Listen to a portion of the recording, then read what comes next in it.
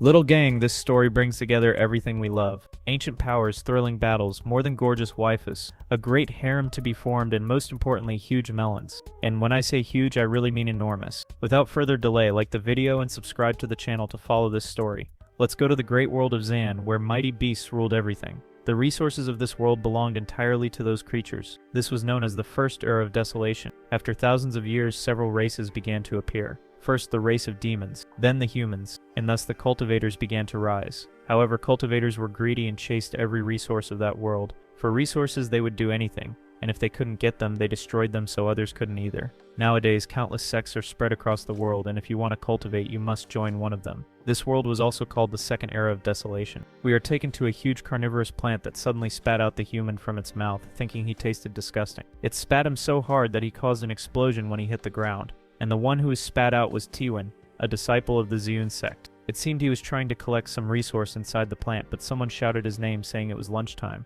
When he turned, he saw Yin waving and saying she had prepared his favorite dish, so he'd better hurry because she was hungry. She placed the food on the table but cleaned him first since Tiwin was covered in slime and saliva from that huge plant. Then the two of them sat down to eat. Our protagonist was one of the disciples responsible for the sect's gardens. In his previous life, he was a guy who loved plants and was completely obsessed with the world of cultivation, but his body was weak. Until one day he kicked the bucket because a truck ran through his house. When he realized it, he was already in another world, exactly like his dreams. He got excited for landing in a cultivation world and started shouting, asking if he could cultivate there, imagining all the glamour of swords, antidotes, and pills. But at the first test he took, he was labeled as trash and told he couldn't cultivate properly. However, his body was special. He had great affinity with fauna and flora. Yin came very close to his face, asking if the food was tasty, and it seemed she was already clinging to the protagonist, rubbing against it. Tiwin just patted her head, saying it was really nice having her around. The girl kept getting closer and closer. Even without being able to cultivate, Tiwin was happy because the days he spent there were peaceful and joyful. A few minutes later, someone called his name. It was Yuya, one of the high-level disciples, saying he would be punished for wasting time, all because he had taken a nap. Yuya used to punish people by putting them over a bonfire, and Yin quickly ran to defend him, provoking the other girl even more.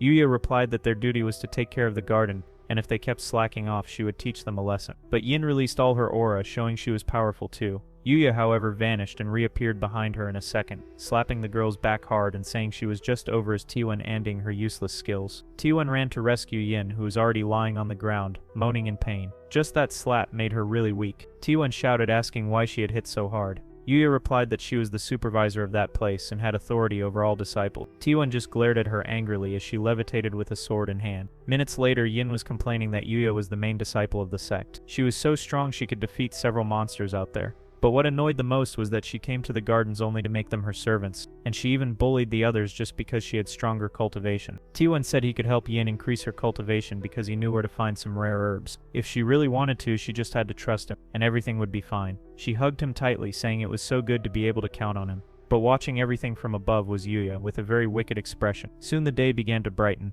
We see the great gate of the sect, and Tiwin arriving with his huge backpack. At that moment he was alone in the garden since all disciples were meditating. He began watering the plants. He took out a control talisman from his clothes and placed it on the backpack. The backpack started moving on its own, watering the plants around. Meanwhile, he collected some herbs and noticed some strange purple plants growing. It was exactly the plant he needed, so he carefully removed it. But the moment he did, the sect master appeared right behind him, accompanied by several subordinates. The protagonist froze and began to stutter before him. The master simply raised his finger, summoning his power, and made the protagonist levitate inside a dense aura. He just pointed at him and ordered the subordinates to beat him so hard that he would fly upward. Then he threw Tiwon with a severe impact and the disciples started beating our boy non-stop. He felt unbearable pain, but in the background someone shouted for them to stop, saying if they continued they would completely break Tiwon. And he truly didn't expect that. In the end, the one who would save him would be her. However, Yuya frowned and told the master that she had asked them to eliminate the protagonist but leave his body intact. Time didn't understand what that meant and asked what was going on.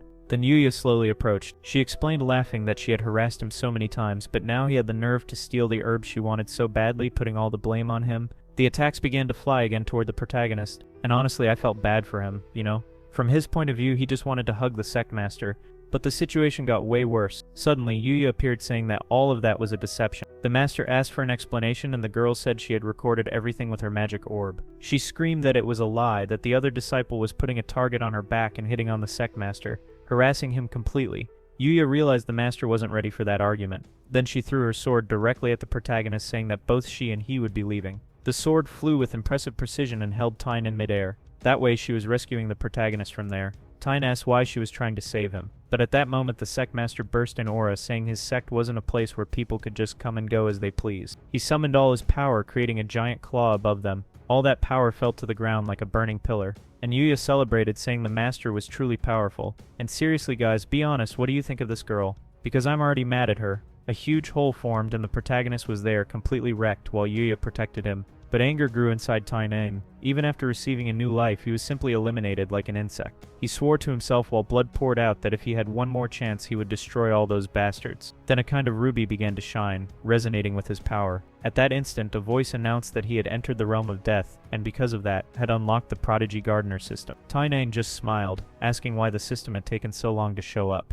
The ruby replied that he first needed to enter the realm of death, and that it had arrived at the perfect time. Soon a girl appeared within that power, and he obtained the 100,000 meter Zir demonic seed. The system asked if he wanted to activate all its power. Tyne replied that there was no need to even ask that. The demon seed began to activate, and the girl started to awaken. The system warned that she was waking up. On the other side, Yin was still flirting with the sect master because of the power he possessed. Meanwhile, the protagonist's body, which was being buried, started shining intensely from his chest. The disciples around wondered what that was as a flower began to grow on his chest, emanating great power. Everyone screamed in fear when a huge flower emerged in the middle of the place. The master was terrified upon seeing that power rise. That was called a cosmic phenomenon. He knew exactly what it was. It was at the very least a 10,000-year-old demon. And he explained that demons also divided their cultivation realms, but on scales of thousands and millions of years. Honestly, he couldn't even imagine the benefits of refining such a power. But Yin asked if there wasn't a person inside it.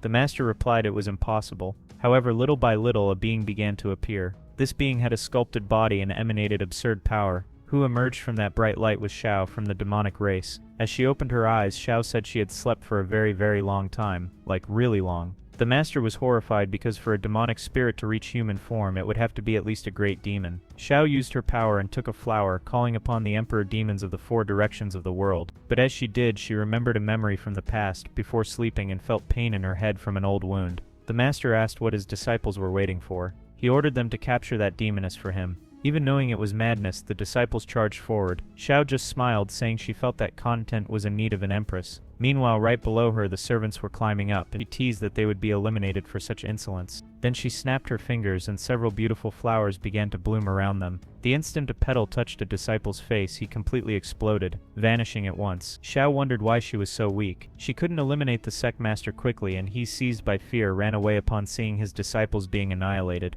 But he could feel it was already too late to escape as more petals flew toward him. The instant her power touched the master, he noticed it caused absolutely nothing. Xiao knew she was weak, so she began focusing even more energy in her hands, trying to destroy that master with several bursts of power. But when her attacks hit him, they simply vanished, as if they were nothing. Xiao fell to her knees. She knew her power was too weak to fight now, and the master wasted no time, channeling a huge sword aura in the air. Xiao received that strike head-on. The master, without hesitation, rushed to her and grabbed her neck. He lifted her from the ground, saying that by absorbing her he would surely reach the celestial ranking. In the background, who awakened was our protagonist. Tyne asked the system why that demoness seemed so weak. The system replied that the gardener needed to make contact with his plants. Tyne quickly ran toward the two, telling the demoness to give him her hand. However, a blast of the master's power struck him, throwing him to the ground as a sword of aura formed right above him. Xiao couldn't believe that human was so foolish as to challenge her too, but for some reason she felt she needed to touch his hand. Then she moved her little princess foot closer and touched the protagonist's hand. The instant the two touched, a huge surge of power began to emanate from her.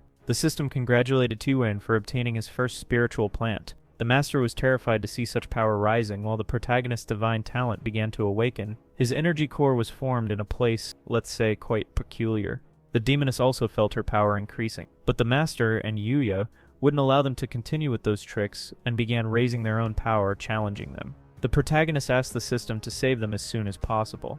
At that moment, the union between plant and human took place. Tuwen was surrounded by a great shell and wielded a flower sword, striking a blow right ahead. That strike destroyed an entire mountain. He literally wiped out the mountain where the Zun sect was located. The master was in shock, unable to understand how that was possible, while fear took over his face. Tuwen was now equipped with the super armor of the human plant, radiating an immeasurable aura. The sect disciples were terrified, as his energy was frightening, and his half-plant appearance made everything even stranger. But Tuwen realized he couldn't control all that power.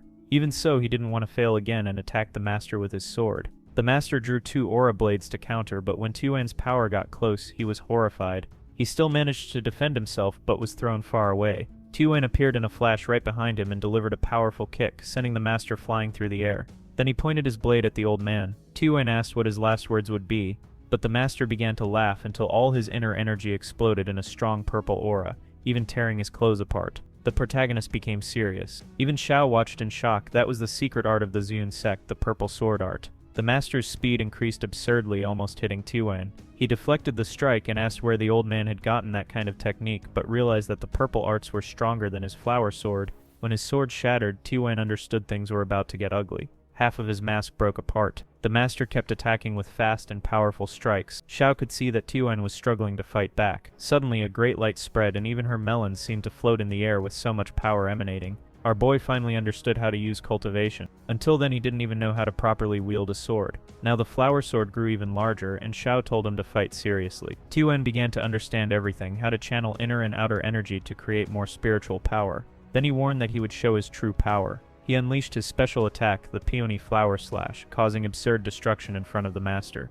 Tuan was using the great advantage of plants, the quick absorption of spiritual power from the air. Xiao realized he was using the same type of energy as hers, as all the flowers around began to shine with powerful ki. They appeared around the master, beautiful but deadly, and all exploded in a massive kaboom. The master was launched who knows where. From afar, Yin watched everything, unable to believe that sacrifice had been in vain. The master, already in shambles, raised his hand and apologized to the protagonist. He said he had been deceived by that damn little girl, pointing at Yin. Tuan gave a faint smile, vanished with his sword in hand, and said he wouldn't kill him, but in return the master should eliminate his own disciple. The girl, terrified, started running, shaking her melons from side to side, but she was quickly pierced through by the master's hand. Xiao merely commented that Tuan shouldn't let others go so easily. Then he looked around and saw several flowers forming, filled with immense power. They all shot toward the master, who was completely torn apart. With no salvation, the old man fell to the ground, finished. Tuan said he had already seen many Merino videos of this type, and therefore knew Yuya would come back for revenge in the future. Suddenly all that power came out from the protagonist's core, and a huge flower grew right in front of him. All that power came from the great demon Xiao that was inside the protagonist. Once again, she told him to kiss her beautiful princess feet. But Tuan just slapped that foot after all, it was filthy. She got really irritated, asking if he didn't want to be eliminated right now by her powers. After all, he was just a mere human and had to obey all her principles. Then she quickly grabbed the protagonist by the collar and suddenly planted a kiss on him. I don't know about you, but I'd take that deal. Tell me, would you do it too? Tuan quickly pushed her away, asking what she was doing, but the girl grabbed his face and squeezed his cheeks. She didn't want to let him escape and gave him another kiss. The protagonist was already at his limit from so many kisses, and it seemed that was restoring her power. Soon she questioned what kind of evil and wicked art he had used to bind her to him. Tuan got angry because she was the one who kissed him first, not the other way around, meaning she stole his first kiss, so she was a delinquent. He immediately questioned how a demon over 10,000 years old was only kissing for the first time now. She was completely embarrassed, refusing to answer. She just began creating several flowers around, saying he was just a mere human and she wouldn't forgive that insolence. And indeed, she was creating a gigantic flower in front of the protagonist. He knew that could completely obliterate everything around. But Xiao realized her power had been restored after kissing the protagonist. It seemed that guy really recharged her like a power outlet. Honestly, she had never been so close to a human before, so her body ended up absorbing that power. While our boy was running away, she sent several roots to chase him and told him not to try any funny business in front of her. The girl was draining all the power from the protagonist's body. She got really close and even started licking him. Tuan made a completely embarrassed face but said some shameless things to her. Xiao was asking him to help her recover her power. After all, she was drained. But it seems she was also draining our boy, who was already at his limit. Tuan called her a beast, but she corrected him, saying she was a plant. Not that I believe plants have melons, right? Anyway, they went to the sect's portal. There, several disciples of the Zun sect appeared to rescue their master, but Xiao pointed her finger at them. Creating a small flower, the protagonist told her not to do that because those guys were innocent. But Xiao just called him a loser and kicked him in the head. Then she extended her hand again, saying he didn't understand anything about the world of Murin. Then she fired violent spiritual rays toward the disciples. But she missed on purpose, asking what he was trying to do with those little tricks. Tuan warned that the two were connected by the spiritual core and that she shouldn't do that kind of thing, but soon took a blow to the face. It seemed the great demon was very cranky with him, but ended up laughing hard because a mere human was trying to help her. Among the disciples, one of them jumped on the protagonist, saying he was the one who eliminated the sect master. Xiao got irritated because she had said that would happen eventually. At the moment the protagonist got hit, Xiao also felt the same pain inside her. That bald old man started charging his weapon with a great aura. aiming at the protagonist. However, Tuen unleashed his power and fired a great laser toward the man. He fell to the ground after a while, completely disoriented. Tuen asked what had happened to the great senior brother of the sect and even pointed to his wet pants because the guy was scared to death by that attack. The protagonist began to combine all the techniques he saw in Miran, and it was working. That man said again that he wouldn't stand a chance because now he would go all out. And so the two went for a crazy one-on-one, but it wasn't crazy at all because they started slapping each other like kids. Xiao was wondering how that human could use her demonic arts. She got so curious that she raised her hand and channeled her own demonic art toward the protagonist. Tuen was about to catch the guy off guard until he saw several flowers growing in his hand. Then his palm emitted a great key that pierced that man, tearing off all his clothes and leaving him trembling in fear. Right after, the protagonist's palm crossed the entire mountain, and that man fell to the ground on his knees, bowing his head and apologizing, saying the boy was the new sect master. Meanwhile, the other disciples were leaving. They didn't want to stay near that monster. Tuen just stared at the demoness, saying she should give up. After all, the two were connected, but she told him to shut up because she was still thinking about everything. She ended up remembering the past and the old masters. Everything was very strange since she had awakened after so long and the world had changed a lot. On the other side was the protagonist. He was digging with a shovel, asking the system if there really wasn't any alternative to save that girl. The system did its best and wrapped Yin in some kind of magical plant cloak. Her body would start to wither within a week. If it went beyond that, she wouldn't return. Tuen was very downcast. Yin was always bossy and hot-headed, but she was always there to help. Until at the last moment she gave her own life to save our boy. She was firm and confident in her beliefs in justice. He wanted to help, wanted to do something more to save her, but just frowned and called the system, because this was a world of immortal cultivation, so there had to be a chance. He entered the system to look for everything he could about that world. Besides the system, our boy had a lot of experience since he had cultivated for many years in several Miram stories. He went through item by item. All those materials were extremely rare. One of them had a very special and unique characteristic, but he was getting nervous because those items seemed completely unreal.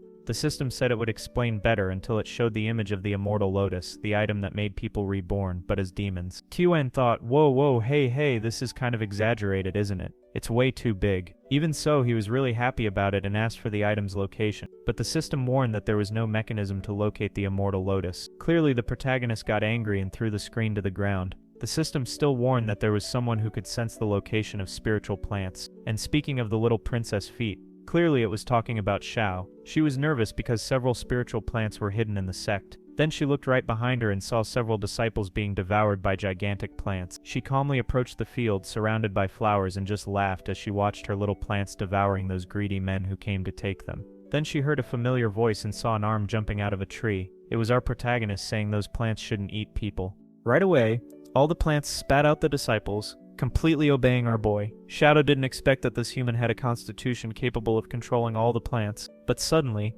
a carnivorous plant attacked the protagonist and swallowed him whole. It was strange for Xiao to see that because she was the empress of plants. She simply explained that those bastards were trying to steal the spiritual plants but couldn't. After all, the plants were much more powerful. One of the men was even crucified on a huge flower. Tuen stated that any cultivator who tried to enter there would be eliminated by the plants. But compared to all of them, he asked if by any chance Xiao knew the immortal lotus. She giggled and asked if he wanted to save someone. He replied yes, that he needed to save the woman who sacrificed herself so he could live. Xiao clearly knew where it was but decided to play hard to get. After all, why would she tell such a disgusting human like Tuen? She leaned her head against his and he said he could recharge her powers. She ended up remembering that kiss from before, and she didn't want to remember it so much that she smacked the protagonist on the head. She pointed at the disciples and said she would trade their lives for the location of the immortal lotus. Tuen didn't like that at all. After all, they were innocent people. A true protagonist would never abandon those people. So he stopped to think and sighed loudly. Then he shouted to everyone that Lady Xiao wanted the useless lives they had.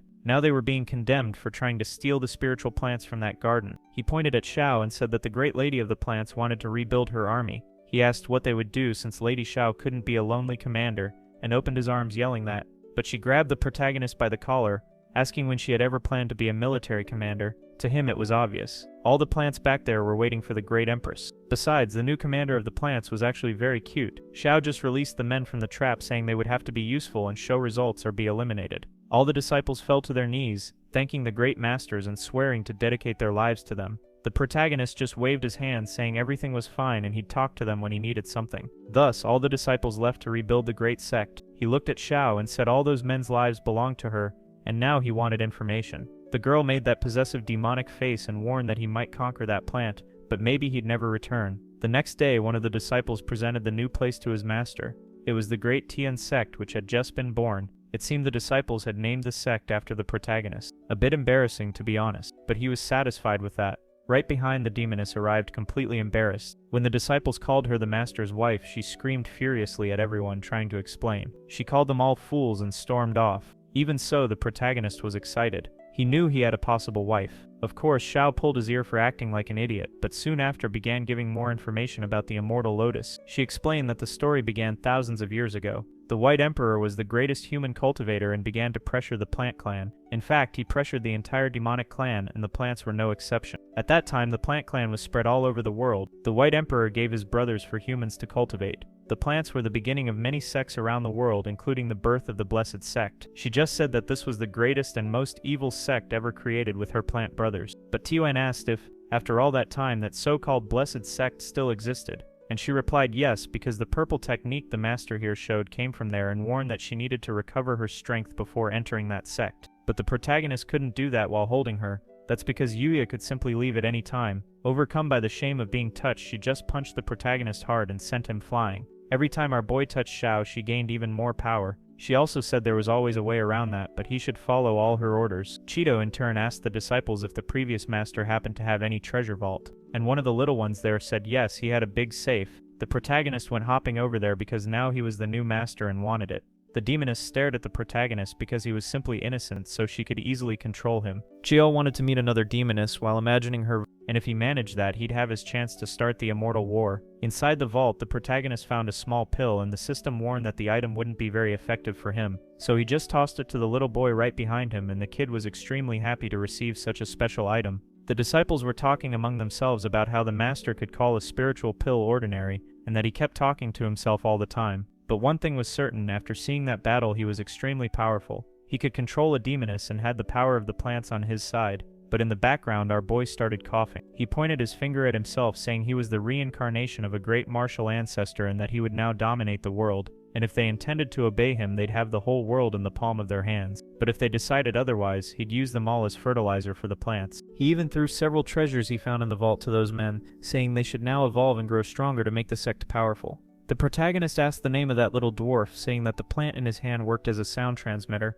The name of that guy was Mingo, an outer disciple of the sect. T1 believed that this little guy was actually a girl. After all, that person was wearing strange clothes and had a very feminine name. But in the end, he just told everyone to stay alert and obey Mingo. Then he went outside. He was very satisfied that his cultivator life was finally starting. Besides that, there were many items in the spatial ring. That old man had a ton of extremely powerful spiritual items. He even removed that grand purple sword from inside the ring. But when he pulled it out, the sword turned into a hoe. The system said it was transforming everything prosperous for the protagonist to use in battle. Of course, he didn't like receiving that old item, but ended up getting smacked, and it was by the hoe itself. It was saying it was much more powerful than that old sword, and it seemed that this cultivator life of our protagonist was getting pretty weird. Later that same day, the desert started shaking, and a huge beast appeared shouting the name of the Zune sect. Not far away, a lightning bolt crossed the entire sky, and this was the vehicle of our protagonist along with the demoness. The place they needed to go was millions of kilometers away. The system appeared saying that the host's battery had run out. In other words, he and Yuya fell from the sky, and that's how it happened, with a beautiful fall and a huge explosion. It seems our protagonist's luck was really wow.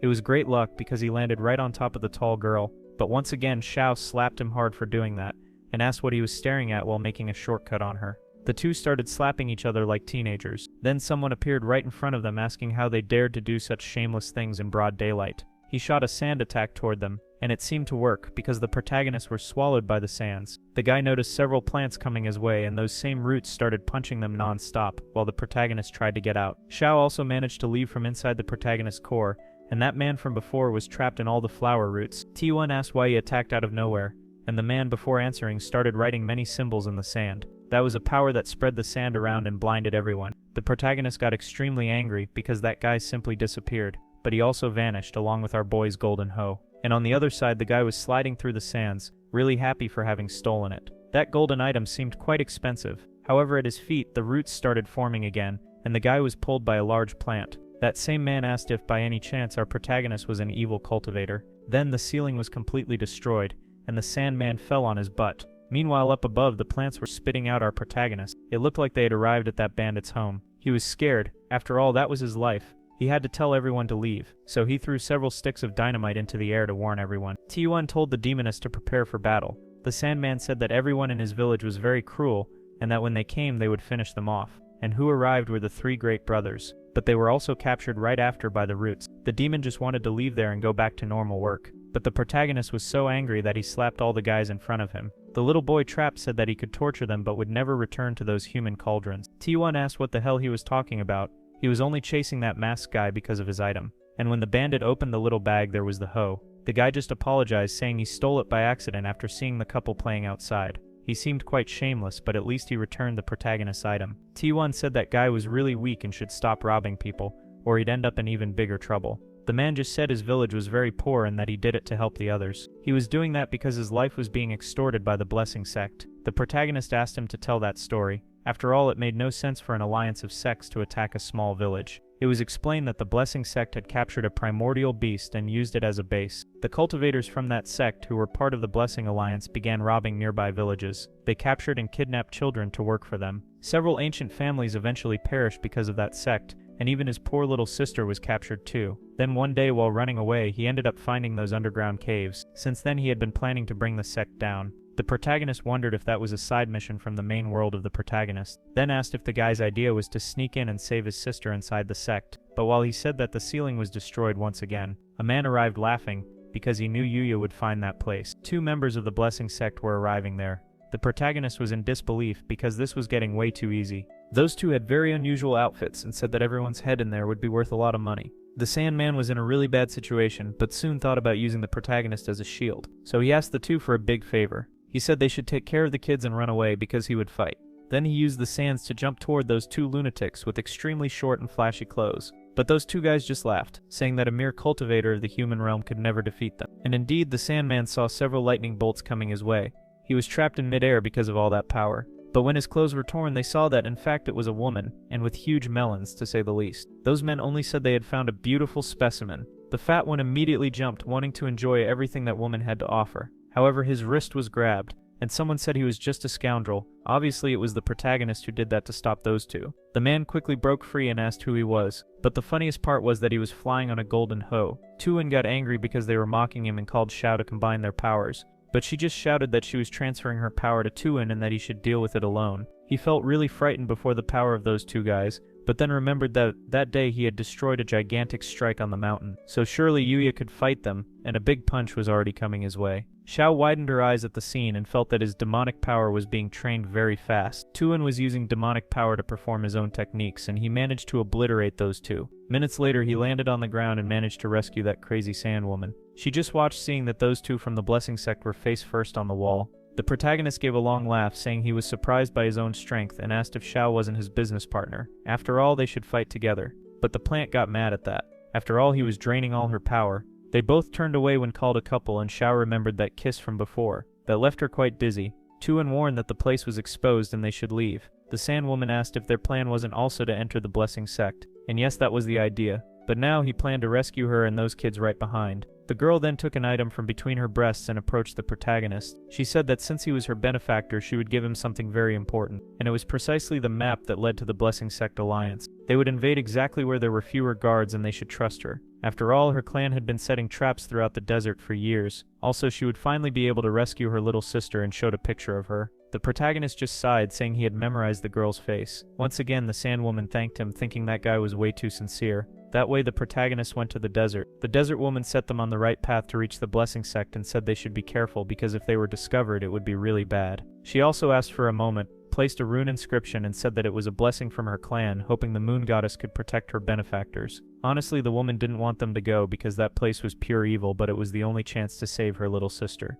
When they arrived, a very strange, ugly, and weird person said they couldn't enter because they were wearing too many clothes and looked way too normal. And Tuan pointed at another person, saying that one looked even more normal. But that woman turned around, put a little mustache on her face, and declared that she wasn't a woman now, but a man with a very handsome mustache. She was allowed to pass and, well, I don't know what's going on, okay? This story has lost all direction for me. Tuan just looked at that with a dumb, completely shocked face. Then he let out a loud roar, showing all his power, and asked if he could go to the grand entrance ceremony. The creature in front said he could. After all, the purple power was really strong in him, so it seemed he had practiced a lot. Apparently Tuan had been training the purple power pose all the way to the sect, but a guard grabbed Xiao because her clothes weren't daring enough. She ordered the pig to take his hands off her or she'd make him wish for elimination. The protagonist trembled in fear. After all, he was surrounded by enemies, but the guard fell in love with her words. She could even be the sect's queen with that attitude, so he just held out his hand saying she could pass freely and wished them a good entrance ceremony. Going into the inner hall were taken to Bogang, one of the heroines of the Blessing sect, who was nervous and slamming the table.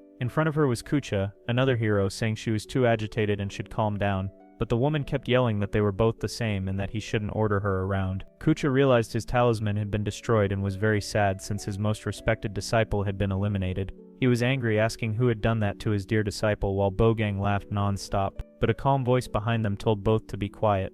It was Wuji, the master of the Blessing sect, radiating a terrible aura. Bogang tried to ask something, but Wuji quickly cut her off, saying that the grand entry ceremony of the sect was beginning. She believed that the person responsible for that would be at the ceremony, and when that happened, the two heroes could crush the invaders. Meanwhile, she watched several orbs, waiting for something interesting to happen at the ceremony. In a nearby citadel, our two protagonists were inside, now without that ridiculous disguise. Tuan's mission was to find the immortal lotus, but while thinking about the plans, a girl shouted that they needed to bring more food. That girl was a total mess. The protagonist greeted her and asked who she was. She introduced herself as Shukun, a perfect master and guest. Xiao whispered that they shouldn't provoke that girl since her cultivation was at the intermediate earth level. Even with that small body, she was extremely powerful. With that, Tuan just said he would get food for the great master. He entered a large hall, but Shukun couldn't find anything around. She asked if it was really there. Tuan frowned and said there was no gift there for the great master, but she asked what that meant while expanding all her power. It seemed that a great master was indeed powerful, strong enough to blow up the entire place. But she calmed down when she realized that the big guy wasn't part of the Blessing sect. Tuan introduced himself, told her his name, and said he was also there to look for the treasure. But it seemed Shukun only wanted food. She didn't care at all about the so-called sacred treasure. She didn't want to go around searching for relics and asked what the protagonist's suggestion was. That was when he pulled the map from his pocket, saying he had a great plan to get a coupon by fighting in the tournament and winning. Shukun said that what she was looking for wasn't among the tournament rewards, but Tuan explained that if she won, they could see where the servants kept all the treasure. That way, they could enter and steal whatever they wanted. The girl seemed to really like that idea. She left excited, saying she would win no matter what. Xiao, however, doubted that the silly little girl could do something like that. Soon we are taken to the girl with the mustache. In front of her there was a muscular man completely defeated. Everyone around was watching the woman win the battles. Her name was Hui, and next to her was her battle partner, the glutton. For some reason, the protagonist was really confident that this girl could win in the arena. After all, she seemed very strong, to the point of knocking everyone down. Literally, she defeated every enemy with just one punch. He said that according to the map, the slave auction house was ahead, and the demon wondered why they were going there. Indeed, it was a large hall calling all cultivators around. Inside, the protagonist paid for some special items to enter. The auctioneer got excited when he saw those stones, since they were of the highest level, and even more excited when he saw an Elysian level token inside. So they just flopped onto a big love couch. Yes, a couch full of little hearts and a romantic light. Right in front, the auctioneer began to announce, since he had many interesting things to tell everyone. The first was a beast girl with a very small body. The protagonist immediately frowned upon seeing that, since the girl had no expression at all. The auctioneer began to talk about the many qualities of that human beast. Tian stood up to curse them. Xiao asked if he had forgotten where he was. Of course he knew, but even so, it wasn't easy to see people being sold. One of the men asked if those slaves couldn't fight back against their owners. The auctioneer praised the question, saying it was very smart, but pulled a potion from his sleeve and ordered it to be applied. The potion went into the slave's mouth, making her completely intimidated. Xiao wasn't liking any of it, especially seeing the faces of those completely deranged humans. At that moment, the crowd exploded, and the protagonist stepped forward to save the girl with his magic hoe. He removed that ring from his finger, saying that all of it was payment. The man realized that there was immeasurable value inside and was happy because all his years of work were basically there. But Tion just called that guy an idiot for selling girls. Using his golden hoe, he gave the man a good slap. Xiao called the human an idiot, saying he was doing all that just for a mortal girl. The man behind said he was just a puppet and shouldn't attack him, but clearly the protagonist was going to hit him. After all, he was a man with no shame at all. Before that, a blade approached, asking why he was causing so much trouble. Xiao quickly pulled him out of the way to avoid the strike. The man from before was cut in half by that powerful blade. He laughed loudly and told all his friends around that it was fine, since he arrived while the protagonist was putting the cloak over the girl he had just rescued. Shukun saw a huge explosion coming from the auction, so she just jumped once more into the fighting arena, which seemed to have a crowd of fans. She would fight against Hui and the Glutton at the same time. It seemed that the Glutton also had a wave of fans. The referee shouted that after so many fights the grand prize would be given to them and asked what they desired. Both at the same time answered that they wanted the Immortal Lotus. Inside the Master's pavilion, Bogang was laughing. After all, those two girls wanted the same item. The Master ordered Bogang to test both cultivators. If we go back a few moments earlier, in the auction house, a fight was happening between the leader there and the protagonist, who was borrowing Xiao's power. It exploded into a bright flame, to the point the leader couldn't see anything, but said it was just a child's prank. Even so, he was completely shocked to see that being with armor made of flowers in front of him. He had to dodge an attack because he felt something very unpleasant. On his scythe, a root started to grow along with a flower, and the protagonist just ran away from there, leaving the leader completely trapped in roots. But that man was exploding in fury, saying that such evil arts could never hold him. His inner energy burned so much that it destroyed all the roots. He broke free and quickly launched himself toward the protagonist, almost hitting him with that blaze of fire. The protagonist just jumped back, saying that if he moved, he would eliminate the girl. In truth, it was the demon inside his body saying that.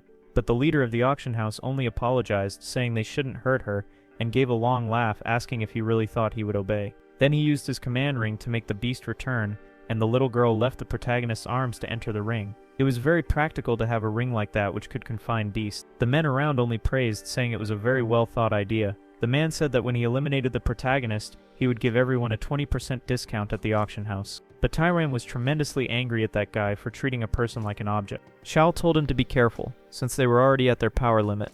He didn't care about the human, but if Xiao got dragged into it, she would be eliminated too. Tyran turned to her angrily, asking if she was really a person, and the demoness didn't know what to answer. Once again, Tyran said that it didn't matter if she was the demon empress or a plant, but to him she was a very important person. He would do whatever it took to rescue her too. His soul was burning, and he said he would never let anyone treat others like objects. If the time came, he would risk his life for Xiao, no matter the reason. However, the leader of the auction house wouldn't let that slide and quickly charged at the protagonist. Then the blade cut his armor in half, but it seemed everything was an illusion, because Tyran appeared on the other side, among the roots. In fact, the cut had really hit the demon, but he transferred the damage and asked to focus while he began to help, transferring his power too. More roots emerged from the ground to grab the leader of the auction house. However, using his flame power, he managed to cut those roots quickly. Then he used multiple flame clones to attack the protagonist. All of them launched attacks through the air. Tyran called his sword, and a great blade appeared in his hands. The system detected the wielder's emotion, and the auction leader got scared because it looked like a superior artifact. Indeed, it was the Sword of Emotion, Paonia. The sword shone so brightly that it hit the auction leader, leaving him badly wounded, but he didn't give up. Then he activated the Burning Blood art, which required the blood sacrifice of several people to be used. Everyone around started having their blood drained. The leader asked the guests to calm down, saying he just needed their bodies to fight that lunatic. The protagonist got angry again, since more people were being used as tools. Earlier we were taken to Kusha, and the glutton also seemed tired after so many hits. The fight looked very exhausting, and the arena was completely destroyed. Pai asked why the girl was also looking for the Immortal Lotus, and the little one just raised her middle finger, saying she didn't care. From afar, Bogang watched, saying she was lucky to witness so much power there. And I don't know about you, but that woman gives me chills. Damn, even so she managed to defend herself and quickly launched a powerful attack against the glutton. However, it was 2 against 1, and Hui came with a deadly kick. Kusha managed to block the powerful kick coming from above.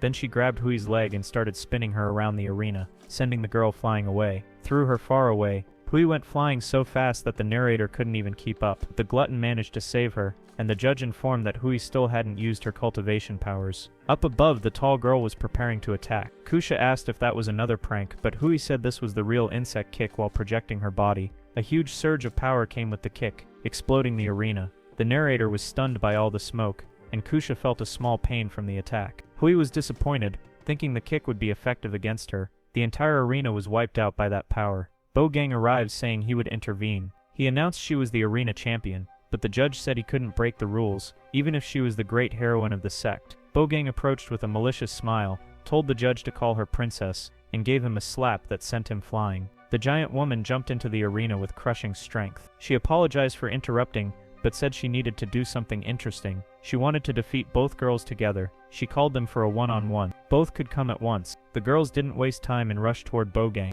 At the moment of the attack, Bogang said Yuya would announce the new rules. It seems she didn't even feel the strike on her big belly. While punching Kusha, she said the battle would last until someone was eliminated. The punch was so devastating it sent Kusha flying, The little girl smashed several buildings in the air, and Bogang asked if Hui could worry about others while she punched the glutton, who was holding everything back. Hui was scared since her partner was under pressure but managed to rescue him, asking if he was okay. She heard a devastating sound coming from afar. It was the sound of disaster. A small girl expanded many times, and an attack from the celestial palm fell upon the arena. Bogang took the attack head-on, becoming deformed. Everyone in the sect saw how big Kusha had become. She was literally gigantic, destroying the entire arena, but she realized she had made a mistake. That was nearly impossible. On the other side, Bogang appeared shining brightly but looking strange. She slipped on the oil beneath her feet and clumsily fell from the building. It seemed to be her special move, covering herself completely in fat. She used her inner energy to turn into a ball and bounce through the city, hitting her target. She landed a huge belly hit right on Kusha's head. Hui couldn't believe the technique. It was completely stupid yet highly effective. It managed to hit Kusha in several sensitive spots. Inside the alliance, Kusha greeted the great leader. The master saw that his big guy had captured many people. Kusha found 20 alliance invaders and threw their heads to the master. He could identify each invader by holding one of their heads. The master asked if they had any common plan, but Kusha said there was none. It was just as the master expected. After all, those caught were only the lowly ones. Kusha asked what kind of ancient secrets the master was looking for among those invaders. Woji Eyes, he asked if he knew how the White Spirit sect became the greatest sect in the world. There was only one reason: the power they had hidden. Kushi asked what kind of hidden power that was. Woji explained that the world of cultivation was divided into 8 stages, but the Emperor of the White Spirit had only reached the level of isolation cultivation. So who could reach the level of cosmic and universal cultivation? Woji, there was only one answer to that. They were the primordial gods of this world, controlling everything. Legends say those beings created all universes and shaped every species. If someone found even the smallest trace of them, they could take the chance to transcend dimensions and surpass the Emperor of the White Spirit. Kusha fell to the ground, asking if that was truly his master's ambition, and that was exactly what he wanted. Not Yuya, he would be just another toy in the hands of those gods. Kei understood what his master's ancient art was trying to achieve, and said that was exactly it. He would use the favor of the primordial gods to overthrow the White Spirit sect. He also asked if the master was satisfied with just what they had. Was he truly content cultivating in the earthly realm when they could be much more than that? Kei didn't know what to say, completely horrified by those words. The master gave a wide smile and helped Kusha to stand. After all, only the two of them knew this great secret. Kusha respected the master and wanted to follow him forever to succeed in the world, but asked how he would do it since there were such ancient secrets they might never find. The master laughed heartily, saying he was already finding some of those secrets while observing Rui, who carried an ancient and legendary art. On the other side was Kusha, extremely powerful for his age, alongside the lost boy who had no proper cultivation but was very strong with that armor. We'll eliminate those 3 and then use their primordial blood to find all the secrets they hold, he said. He told Kusha he didn't need to go. Another of the 3 sect heroes was handling it, and Kusha had already done an excellent job, so now he should enjoy the human cauldron. Kusha was extremely grateful to the great leader for that benevolence. Today, in fact, he wanted to devour his subordinates as soon as they evolved in realm and became even stronger. On the other side, Peonia's sword power was spreading throughout the sect, and Tiwan was already getting tired of fighting so many people around. That auction leader was using everyone's bodies and could strengthen them by infusing his blood. He even used them as portals and struck the protagonist from completely random places. The people were completely insane. Parts of their bodies attacked the protagonist, and there were hundreds of people advancing with multiple blades. Little by little, each one projected blades toward the protagonist. He was being completely pierced by so many attacks. Xiao told the protagonist not to faint because the entire demon race was counting on him. The protagonist noticed that this technique was strange and didn't know how to get close to the enemy. Still, Xiao relied completely on him. He just shouted that it wasn't over yet and projected all his power in the Peonia's sword to eliminate everyone around. Every person attacking the protagonist was completely obliterated by that sharp sword. The demon also helped, indicating where the enemies were. With her help and the power emerging in the protagonist, a pillar rose to the heavens. Elo said that if he didn't win now, he would just surrender. But it seemed he hadn't won because the leader was still ahead. He was excited, controlling even more servants and laughing loudly. A thought passed through the protagonist's mind when he heard the enemy speak. The image of a great commander appeared in his mind, and he joked that now he had a perfect plan. Then he conjured several glowing peonies around, but the leader already knew that trick and didn't fall for it. Around him, all the servants ran while the protagonist created a large peony in the middle of his chest. Roots emerged from his body, projecting gigantic and beautiful flowers all around. However, all of them had an extremely deadly aura. Tiwan exploded in an aura so overwhelming and fast that it traveled across the entire room, reaching the leader's flank in less than a second, striking him with a powerful kick that left him unconscious and flying across the room. But Tiwon gave no pause and quickly flew in another direction, striking him with multiple swords from all angles. All the cutting blows completely pierced the leader's body. The power of the peonia flower was also in the protagonist's souls. The demon praised, saying that this was a great evolution because the armor was completely transformed. The protagonist was inspired by an anime he had seen long ago where the great commander Lin modified his mothership with reverse engineering to eliminate the enemies. In fact, the story flopped because no one liked the continuation. But you can help this story not flop by liking and commenting a lot, so YouTube will recognize the work and we can bring continuations in other videos. So I hope you comment on the channel, okay? Now that I know you will comment and the video won't flop, let's return to the scene. The system congratulated the protagonist for achieving an armor upgrade. He gained a great aura as if he had truly leveled up. Thus he could use the armor whenever he wanted. However, the auction leader had not yet been completely eliminated, and his aura continued rising. He began to levitate in the air with all those flames around. The protagonist was excited with the demon at his side supporting him, but the enemy began shouting even louder, saying he would burn everything with his great power, and he pushed himself to the limit, even his face transforming into a complete demon. The system recognized that this enemy was very powerful and was using wicked arts. In the next moment, the guy threw a large fireball toward the protagonist. Unable to dodge, Tiwon deflected the entire attack with his sword. The opponent was laughing because if not for the sword, he would have been burned to ashes. The system started beeping saying that Tiwon could do it. Well, now just do it. You can do it. Let's go, my champion. The protagonist just called the system useless while flying toward the opponent. The system wanted him to transform the sword into an even more powerful version. The maniac wrapped in flames asked why he was talking to his sword. Have you completely lost your mind? Then he conjured the malice net and we were taken inside the protagonist's sword with a girl inside. Tiwon was speaking directly with her, asking for her power. He wanted to feel the full essence she could give him. He asked for her help to complete the challenge, and then a completely blue aura began to emanate from the sword. The girl responded to her commander's call and released all her power into the net. The auction leader shouted that this was impossible as a great blue power surged toward him. The sword stated that this attack was its vote of confidence in its new master. All this power was truly catastrophic. The protagonist asked if that had really been the sword. It appeared to its master and said yes. The demon asked who the hell that girl was, and the protagonist revealed that it was his sword. Not even the demon could recognize the sword's power, called Cloud. When the girl touched the ground, she headbutted Xiao's stomach hard, sending her away from her master. She asked Tiwon what he thought. After all, it was a very sharp sword that would now be used by him. The protagonist fell into the cliché of the talking sword. Yeah, it seems he had read many Murim works. We're together, my friend. Wuji laughed heartily, saying that the master could use it as he wished. At that moment, he remembered another manga he had read, very explicit with huge melons, by the way. The protagonist heard a noise in the smoke, but in fact only the leader's hand remained, along with the beast's ring. On the other side, Bogang was using a violent sitting attack, and Hui quickly flew out to save her companion from that strike. They were almost hit by the devastating attack, and I also didn't want to take an attack like that, so I told the glutton to stay out because he was already exhausted.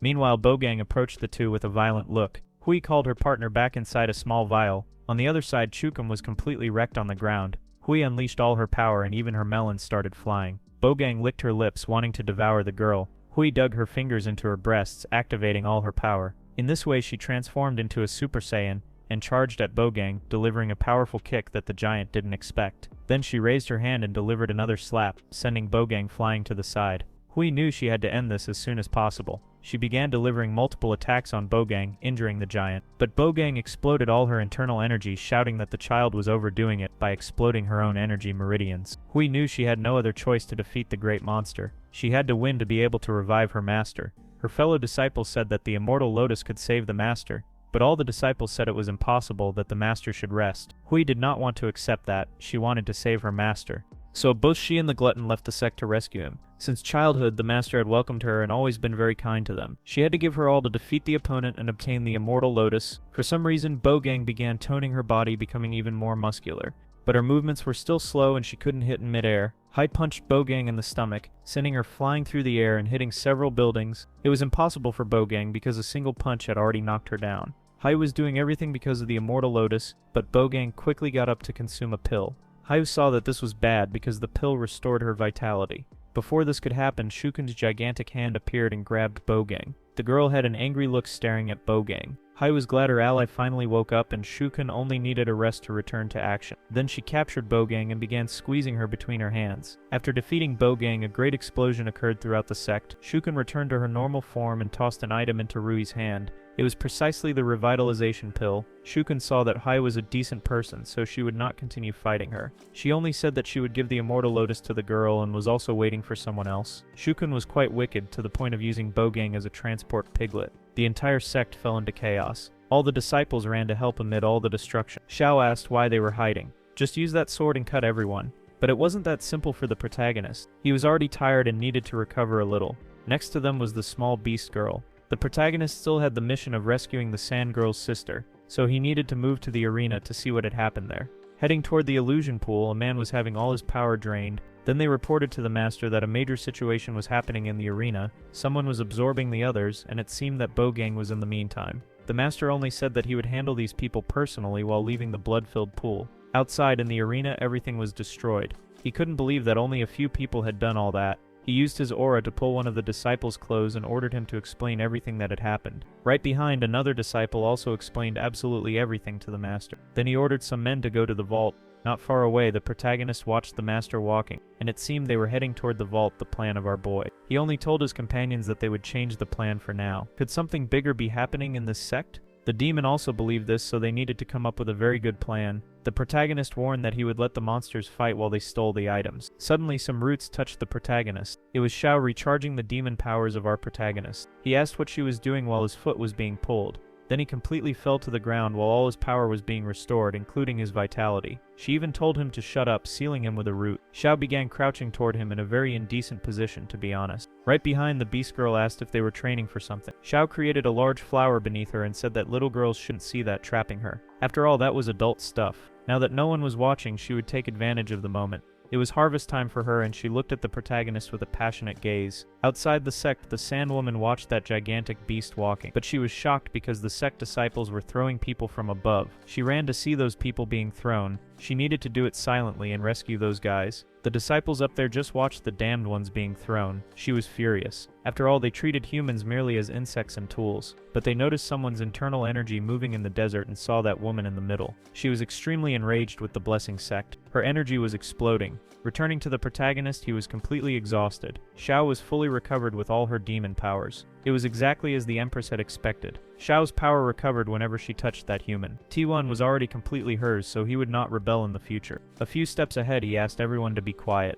They were approaching the great powerful master, and in front of him were the arena heroines. Bogang begged to be rescued, but Kusha just pulled the chains, saying that the little pig shouldn't speak. The man said that the girls had the courage to do that in front of him, and Hui just ordered the door to be opened. They didn't want to fight him. Kusha announced that Bogang didn't deserve the title of hero and that she would also eliminate her in this fight. Chukum began to get irritated and charged at Kusa, holding the little pig in her hands and throwing her toward the enemy. But in the blink of an eye, Kusa sliced her former companion, stating that she would eliminate all the indecent intruders today. The protagonist found it strange because those two girls had formed an unexpected alliance. While the monsters fought, he tried to find the vault. Shukun managed to fight on equal terms against the master, but he seemed much faster even for such an old man. Then he used the soul capture art on the girl and she completely lost consciousness. She was invaded by a memory from the past with three great beings in front of her. One great being said that they had only one token to summon and should not use it incorrectly. The White Emperor was honored by these words and just bowed his head in respect. The leader of all the beasts, Chukumpai,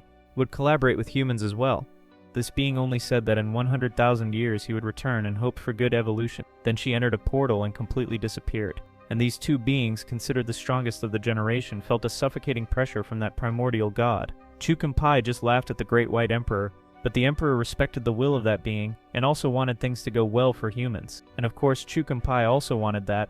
After all, the beasts could cooperate greatly with humans. Thus he only said goodbye to the Emperor, who quickly left. The Chukunpai felt a great pressure. After all, he was in front of great beings. Suddenly, Shukun's daughter appeared, pulling her cape and caressing her head, saying that she would become a very strong girl in the future. She also stated that when conflicts arise, war is not the only path. She could talk to people too, but the girl didn't understand anything and made a dumb face. The father said he had a great gift for his daughter. Then he gave her a small turtle, saying it was an ancient beast. The girl quickly fell in love with that little creature. She decided to name the turtle Bakia. Many years later, we go to an environment full of flames. The father was in the last Tuan, ordering his daughter to use that item to summon the ancestral god. This was because the White Spirit sect had betrayed all the cultivators. Then he ordered his daughter to do this while transforming into a grand beast to fight the cultivators. The girl didn't understand why this was happening, while running through the forest crying. Why did humans have to be the traitors? This time everything was going well, everything was going right.